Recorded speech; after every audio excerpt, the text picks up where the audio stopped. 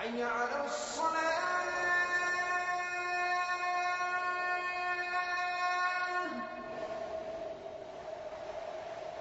حي على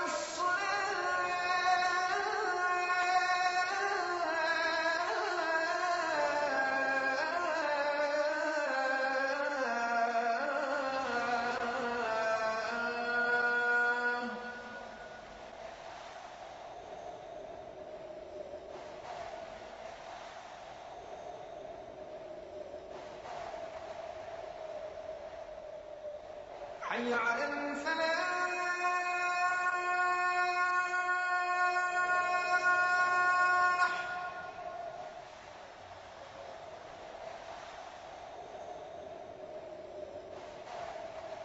حي على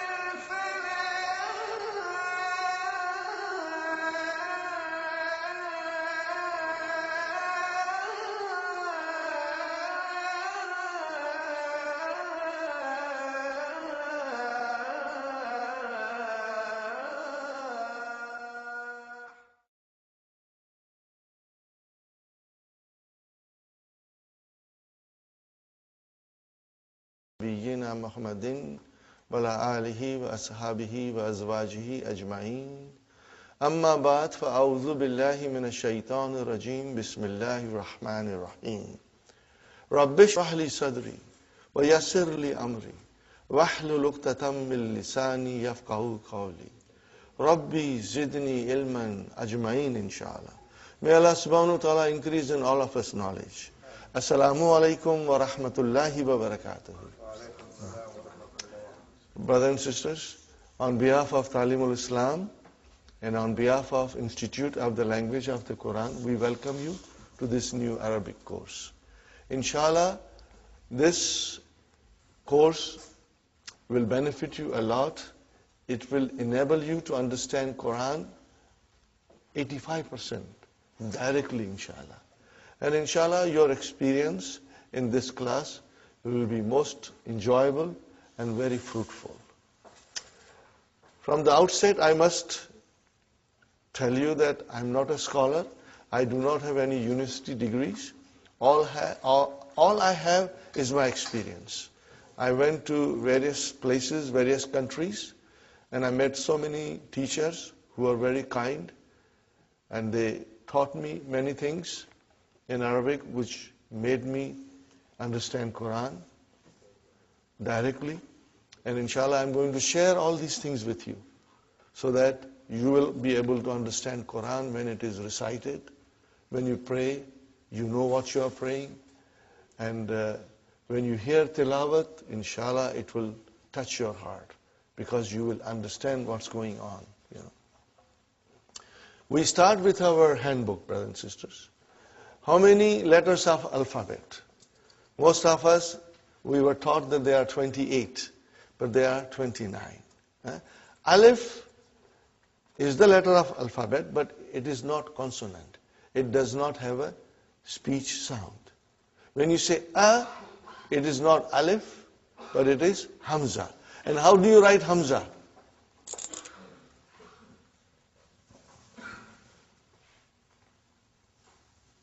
Are you with me? This is hamza, brother. Then what is this alif doing here? It is Hamza's chair. Hamza is very delicate. She needs a chair.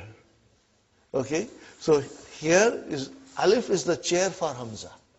Sometimes waw will become a chair for Hamza. And sometimes ya will become a chair for Hamza. So Hamza has different chairs depending on what is in front of her. And sometimes Hamza feels strong and she doesn't need any chair. So there are many rules, spelling rules for writing Hamza that slowly we will learn. You do not have to worry, brother. And I must tell you something, that if you do not understand everything today, brothers and sisters, don't worry. Because tomorrow when you come to class, inshallah, you will understand better. And third day, your understanding will be very strong. And after 1 week, you will say to yourself, I knew this all from my childhood. Okay? Inshallah, you'll get stronger and stronger. So, brothers and sisters, we have to remember, okay, alif is used for elongation. How many? Okay, now in the handout, the next thing is, in English language, there are 8 parts of speech. We know that, and they have been given here. Noun, pronoun, verb, adjective, adverb, preposition, conjunction, and interjection. These are the 8 parts of speech. How many parts of speech in Arabic? 3. Noun, verb, and particles. Harf. Okay? So, brothers and sisters, how come there are 8 in English and 3 in Arabic? But the noun in Arabic also includes pronoun, adjective, adverb, and interjection. They are all covered in this category of noun. So we have to remember. So in fact, they are same as in English, but we do not have 8, but instead of 3. Okay? When we say pronoun, there is a word for pronoun in Arabic, which is damir, but it still comes under the category of noun. This is just a general idea, brother. You will, inshallah, as we go along, you will notice that, inshallah. The next thing is, brother, the letters of alphabet. Okay, brother and sister, and as we said, there are 29 letters of alphabet, out of which 28 are consonants, and alif has no speech sound. When you say a, it is the sound of hamza. Now, how many vowel signs, brother, in Arabic language? Only 3. Dhamma, fatha, and kasra. Are you with me, brother? Dhamma, fatha, and kasra. Now remember, these are short vowels. Okay, they are short vowels. So if I say to you, if I write like this, what will you say? Bu, short, bu. If I write like this, what will you say? Ba, short vowel. And if I say this, then it is bi, short. Now in order to do elongation, I put here alif. Now you see, the job of alif is to elongate. Now this is ba. And then I put vav here, and it is bu. And if I put ya here, it is bi. Are you with me? Now, there are there are three vowel signs. Dhamma, Fatha and Kasra only. And there is a fourth thing we must understand, and it is called Sukoon. Are you with me, brothers and sisters? There are many ways of writing Sukoon. Sometimes it is like a tiny circle. Sometimes they write like this. But I prefer tiny circle because it's better when you want to understand properly. Okay. Now, Sukoon is not a vowel sign. Sukoon is not a vowel sign. What is Sukoon then? Sukoon tells me that there is no vowel sign on the Arabic letter. Are you with me, brother? Okay. Where is the vowel sign here? On ba. What is on vav? It's a Sukoon. Why? There is no vowel sign. There is no vowel sign. Okay. No, this you never write. You never write, but you understand. If I say ba, where is the vowel sign? Ba. On the ba. What is on alif? There is a sukoon. We don't write it, but there is a sukoon. We don't write it. And what about B?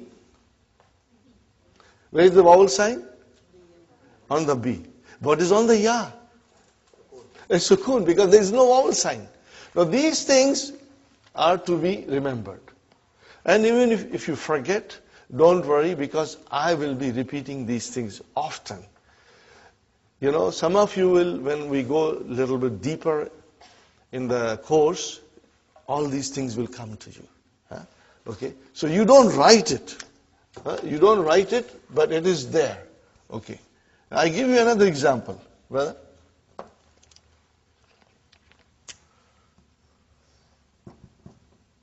What is this, brother? Taba. What is it? Taba. Okay. And what is this? Tuba. Are you with me? Now I write down like this. What is this? Tab. There is no vowel sign on ba. Tab. See how you pronounce ba? Tab. Okay. Now if I say like this,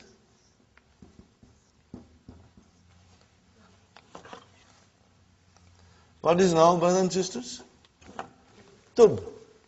Tub. Here it was tuba, and here it is tub. So there is a sukoon on ba. If I write like this, brother,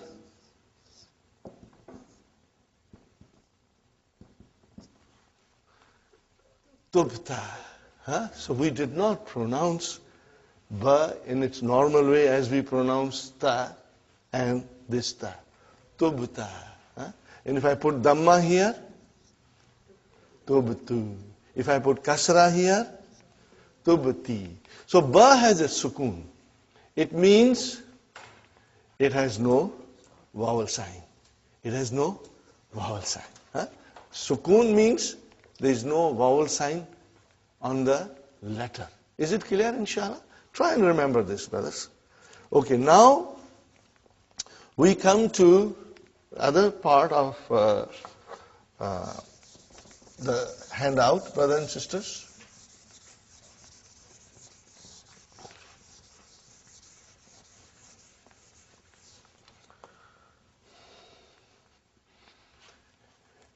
The noun is either definite or indefinite. Sahi, brothers and sisters? Either it is definite or indefinite. What do we do in English when it is indefinite noun?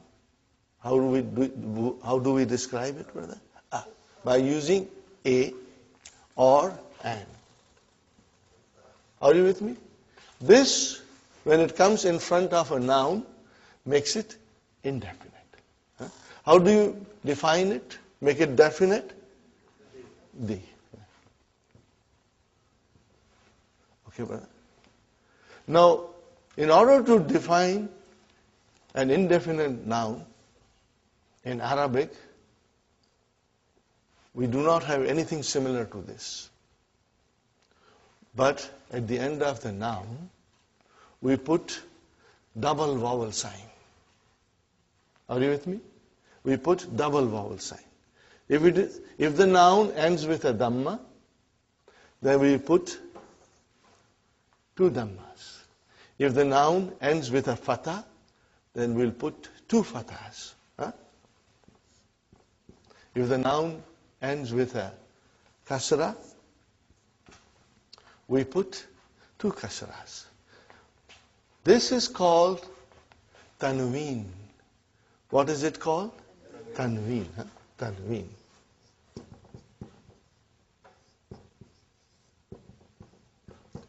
Tanween tells us that the noun is indefinite.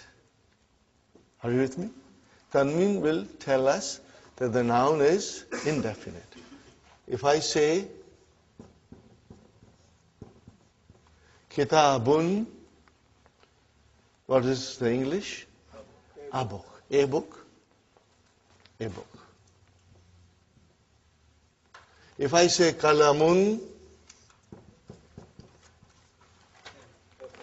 a pen. If I say baytun,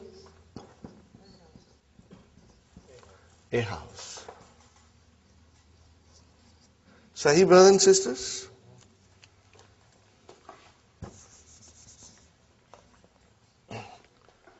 And then, how do I make it definite? So, definite, which is da in English, we have to add al to the noun. So I want to say the book. What will I do now? Al-kitabu. I cannot have tanween. Al-kitabu. Al-kitabu. The book. Okay, brothers and sisters? Now you see, as soon as I put al, like a magic, one vowel sign got dropped.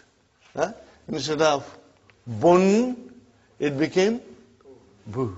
Got the idea? Now, if I say kalamun, a pen, I want to say the pen. What will I do? Al-kalamu. Brother, these are the basics. I know most of you already know. But I'm starting from the very beginning in case there is one student who's coming for the first time to learn Arabic, so that he gets some idea, inshallah. Al-kalamu. Got the idea? If I write down al-kalamun, that is wrong. Because tanween and al cannot coexist. One has to come and other has to go. So, if you say al, then only one dhamma. And then here comes al-baytu.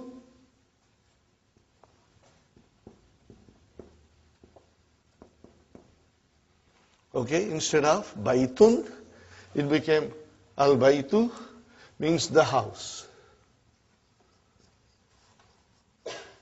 And I should write here the pen. Okay. Is it clear, brothers and sisters? Yes. Okay. Now,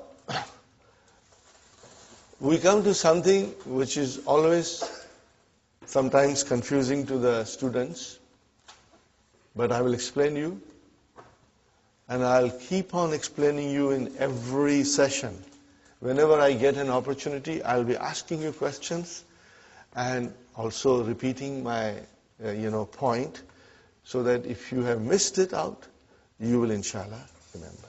Brother, I said baytun, it is indefinite. How about if I write down Muhammadun?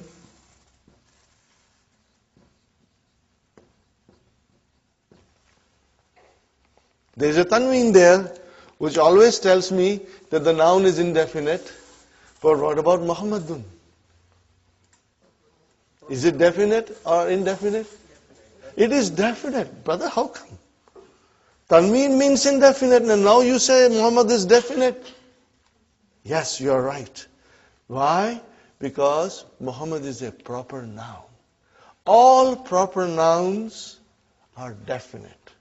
When you say Muhammad, it doesn't mean any Muhammad. It means one particular Muhammad. If I say Ali, brother, how do you write Ali? We always say Ali, but truly speaking, Aliyun, brother. See Tanween? Now Tanween is normally the sign of a noun which is indefinite. But in the case of proper nouns, the Tanween doesn't make any difference. It means the noun is definite. The noun is definite. You will remember this, please. Okay? And I will be repeating it again and again, inshallah. Brothers and sisters, now I come to a very important rule in Arabic, and inshallah I will try to explain you in a nice way, brothers and sisters.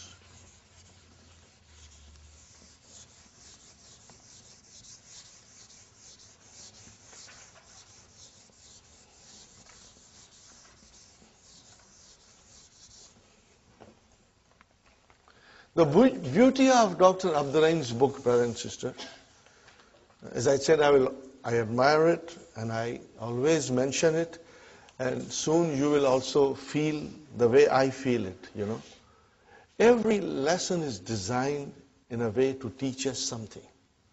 In other Arabic books, brother, things are all put together like a khichda, and it is very difficult. On the first or second or third page of any other Arabic book, you will have verbs coming in present tense and past tense, and long verbs, So everything is brought together, and it is extremely confusing. It's not confusing to the person who already knows Arabic, but it is confusing for us. Okay. So what Dr. Abdul Rahim has done, that in his first book, his emphasis is on only noun. We are learning nouns in the first book. There are only 4 verbs.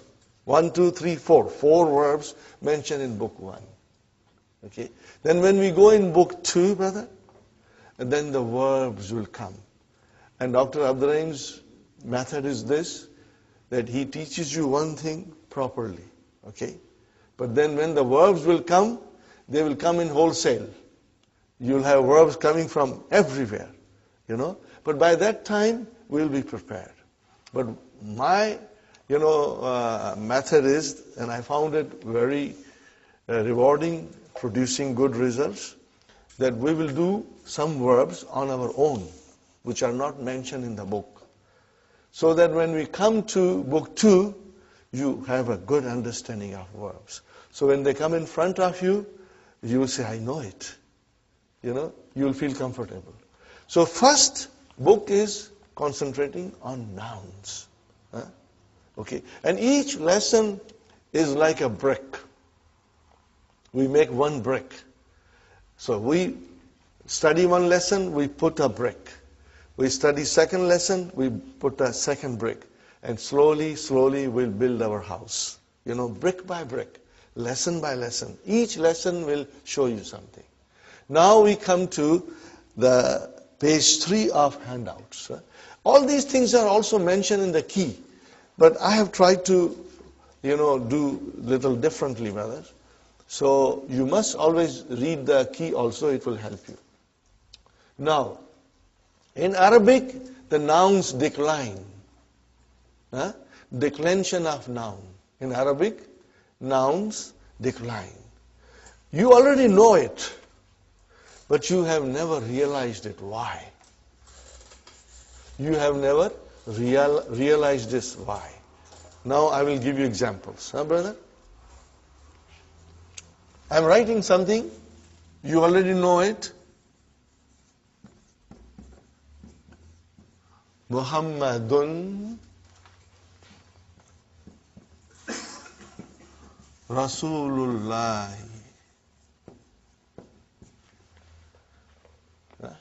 What is the English, brother? Muhammad is the messenger of Allah. Very good, brother. Then I say to you,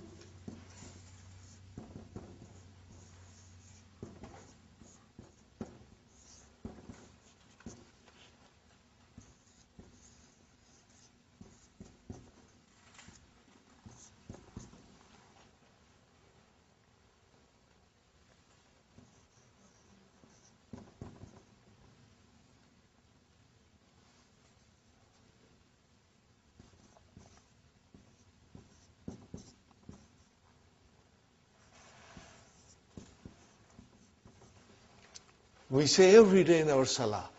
What do we say? Ashhadu anna Muhammadan. Brother, why Muhammadan? Before you wrote Muhammadun, now you are writing Muhammadan. Okay. What will be the English?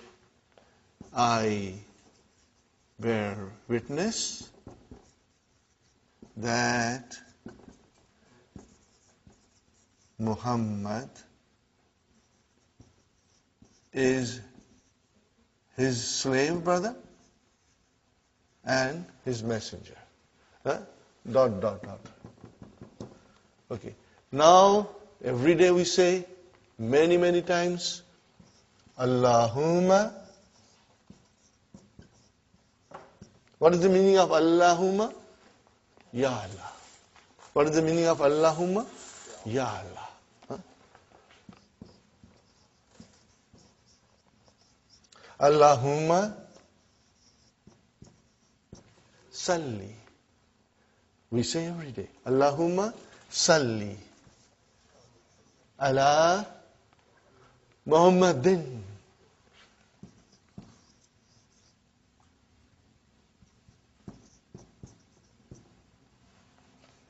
Oh Allah, send your blessings on Muhammad. Are you with me, brother? Ya Allah,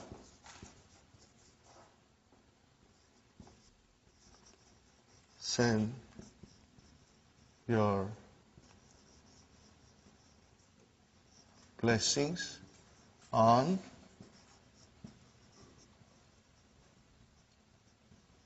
Muhammad. Are you with me, brothers and sisters?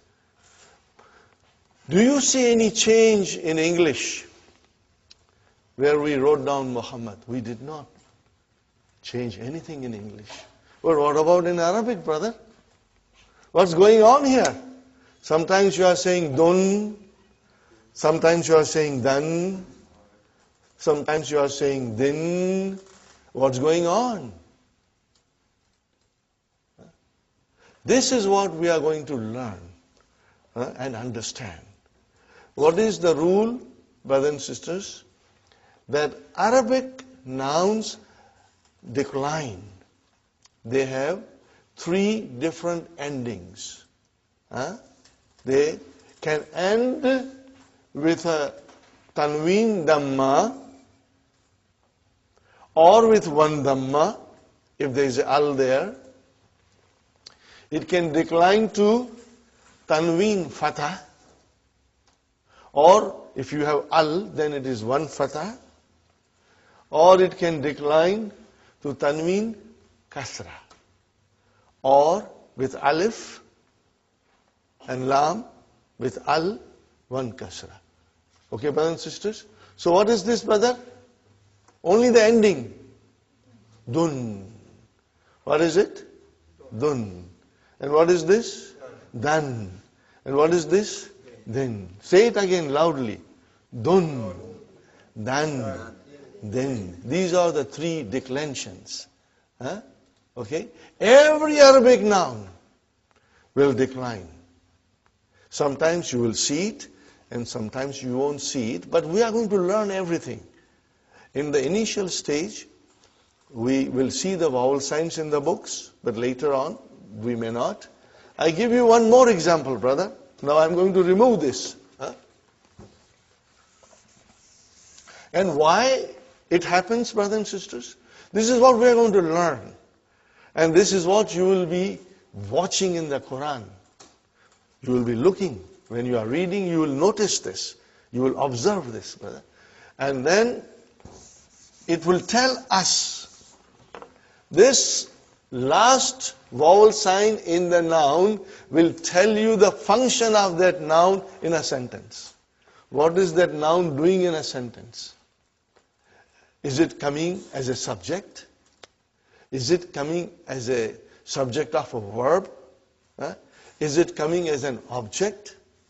Is it coming after a preposition? It will tell you. In its natural course, in its natural form, all the nouns are always end with a dhamma. All the time. They change when something happens in the sentence. When they perform a different function in the sentence, then they change, brother. Give you one more example. You know all these things, but you never knew why. And this course is going to teach you, brothers and sisters. Okay. I will write down here. What did I write down, brother? Allahu. Is it definite or indefinite? It is definite because Al is there. No tanween. Because Al is there, no tanween. What do you see at the end? Dhamma. Dhamma you see, okay? Allahu Gafurun Rahimun. Sahi? Okay? See, Gafurun, indefinite. Rahimun, okay? Fine. Then I write here,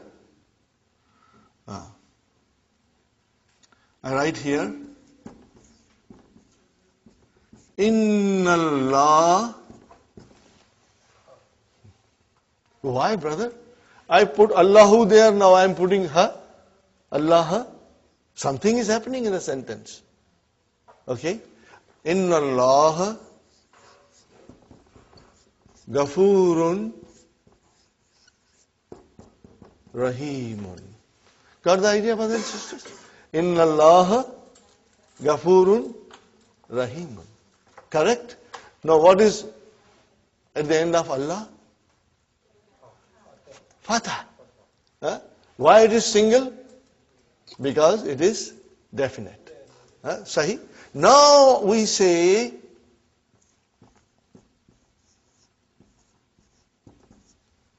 A'udhu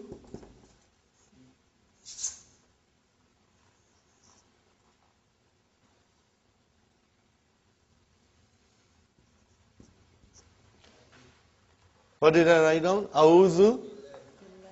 Hey, come on, give me a break, brother. What's going on here? Sometimes you are saying Allahu, sometimes you are saying Allah, and now you are saying Allahi. What's going on? But as we know, the nouns decline in Arabic language. And we are going to learn about that. Are you with me? We are going to learn about that. Okay? And let's learn the terminology now. The terms. If the noun, brothers and sisters, look at carefully. If the noun ends with a dhamma, be it a tanween or one, it should end with a dhamma. Be it a tanween or a single dhamma. It is called marfu. What is it called, brother? This you will have to memorize. Marfu. Are you with me, brothers and sisters? If the noun ends with a dhamma, you will call it marfu. You will say the noun is marfu. Okay? What do you call it in English? You will call that it is in nominative case. Brother, if you are comfortable, we will use some English terms, but later on you will be most comfortable with Arabic terms. Marfu is nominative case.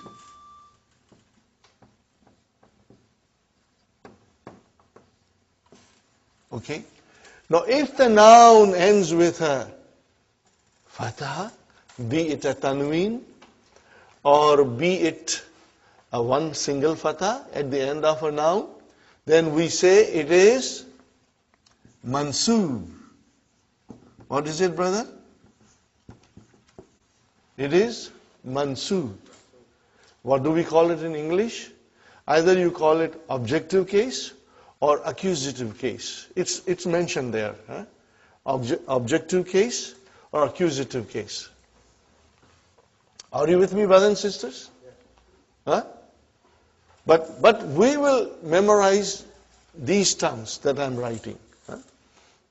Now if the noun ends with a kasra, be it a tanween or one, we will say the noun is majroor. Not majboor, majroor. Okay?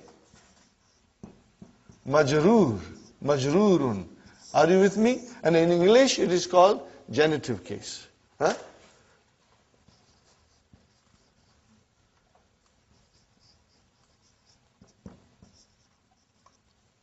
think it is genitive case.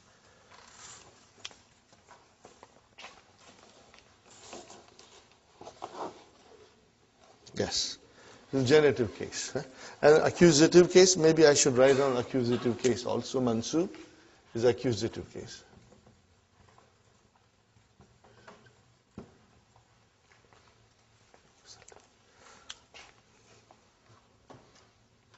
Okay, brothers and sisters?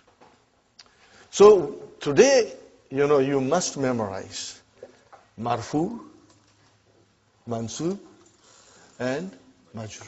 We will repeat it every day.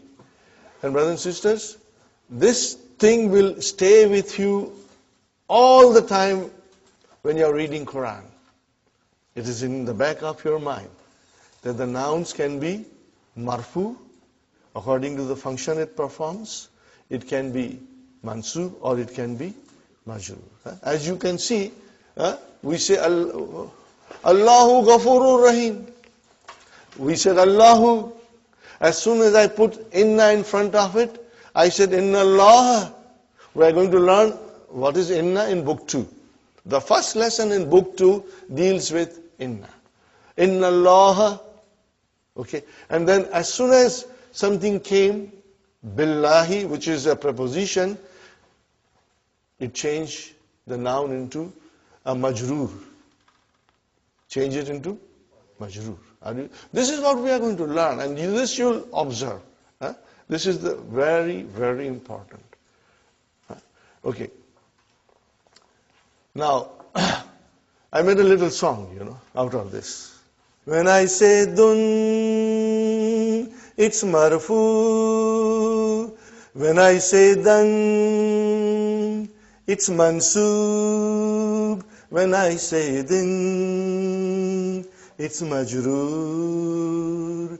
When I say dun, it's marfu. When I say dan, it's mansoob. When I say din, it's majroor.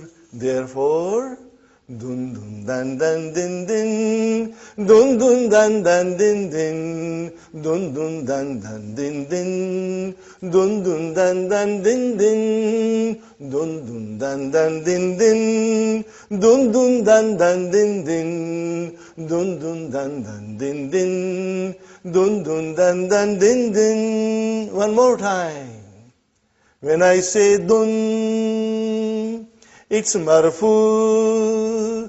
When I say dan, it's mansoob. When I say din, it's majroor. Therefore, dun dun dan dan din din, dun dun dan dan din din, dun dun dan dan din din, dun dun dan dan din din.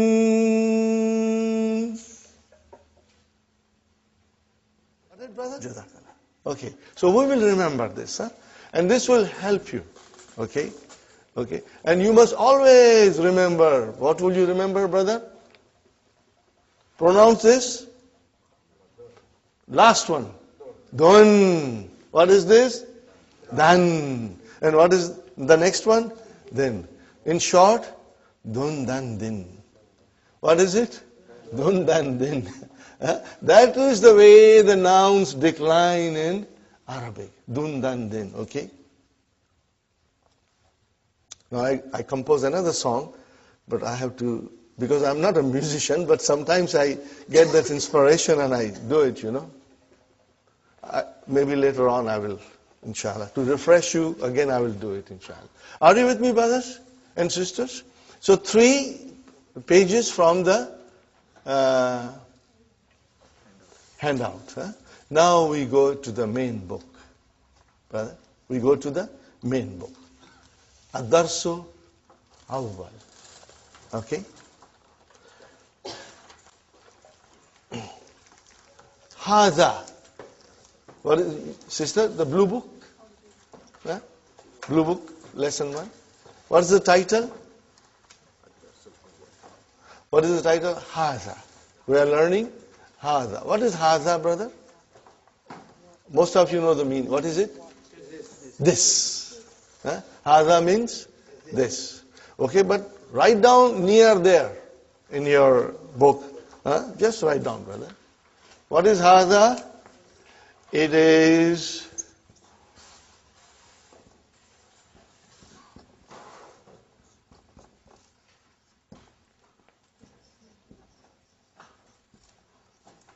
what is it, brother? This is a pronoun. And pronoun is a noun. In Arabic, pronoun is also a noun. Okay, so it's a pronoun. Just remember it, brother. And if you forget, Sister Fatima, if you forget, it's normal. You should not be too concerned. Because we will be repeating it so many times in the class that it's going to come out of your both ears. Okay? So it is demonstrative noun. What do you call it in Arabic? Ismu ishara. Huh? Those who are familiar with Urdu, they will find the course very easy. Huh? Huh? Brother? Ismul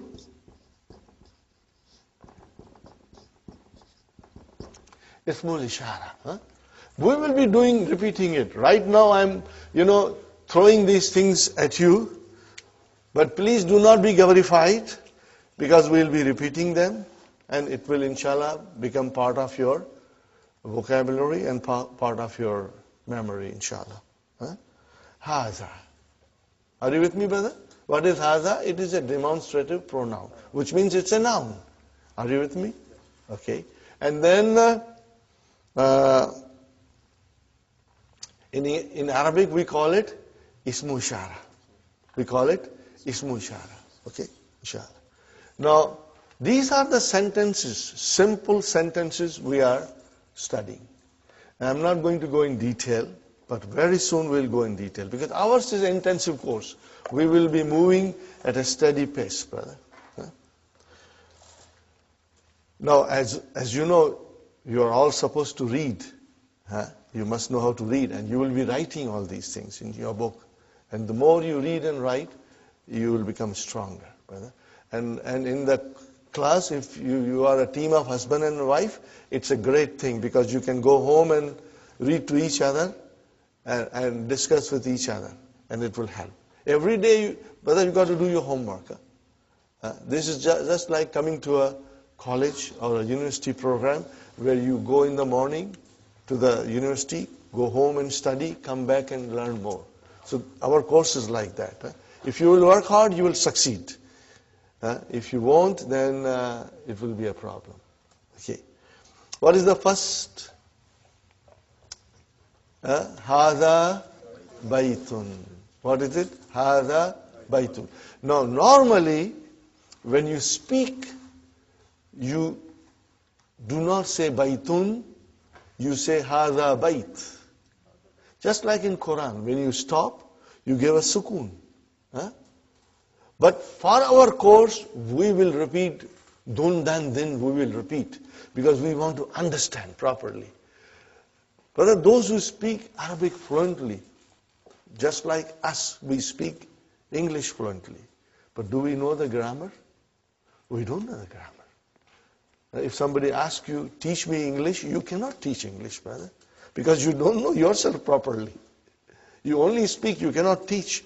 Same way, the people who speak Arabic, when they say Hada Bait, or when they say Muhammad Talib, or Raitu Muhammad, or Marartu bi Muhammad, they are not very sure about the endings.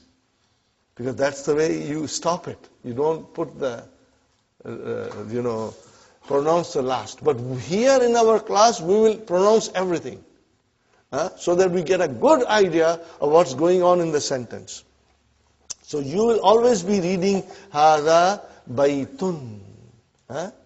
Hada Baitun. Now tell me, brother and sister, what is the translation? This is a house. Indefinite. Indefinite. This is a house. Okay. Now, I think you have understood this, so I am going to erase it, brother? Haza. See, it is pronounced like Haza.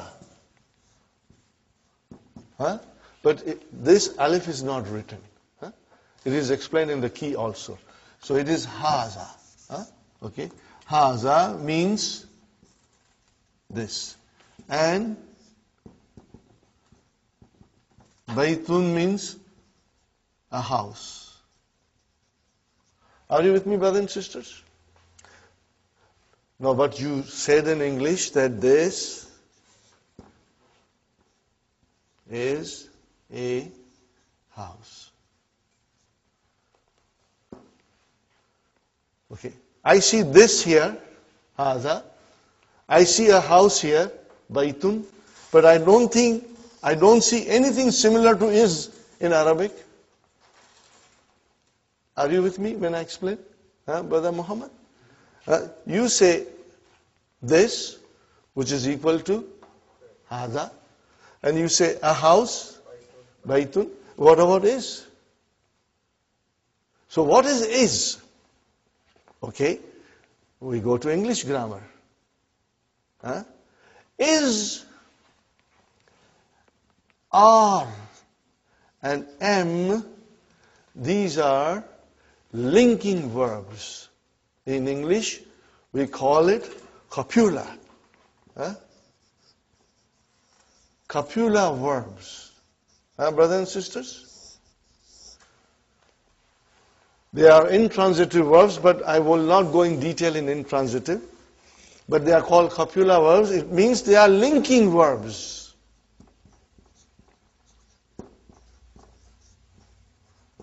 They link one noun with another noun. Okay? Or it links the subject with the other noun. Okay? They are called linking word in English. They do not exist in Arabic language. They are not there. There is no need. Okay? When you say Hada kalamun, we only said two words. This, a pen, but you will translate, this is a pen. But in Arabic, what will you say? Hada kalamun. You will say Hada kitabun. There is no is or am or are in Arabic. So you have to keep that in mind. And what are they called in is, are, am are called in English grammar? Copula verbs. Yes, brother.